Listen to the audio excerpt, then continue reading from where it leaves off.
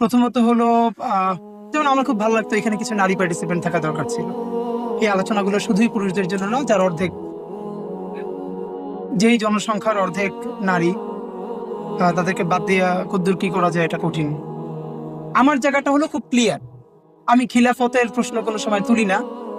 আমি বাংলাদেশে ইসলামী শাসন দরকার আছে কি দরকার নাই, কবে দরকার আছে, এ নিয়ে আমার ইন্টারেস্ট নাই।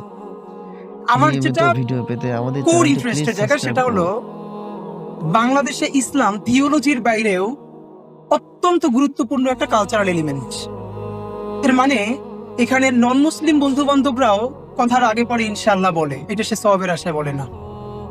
এখানে ক্রিকেটাররা সেঞ্চুরি করে সিজদা দেয়।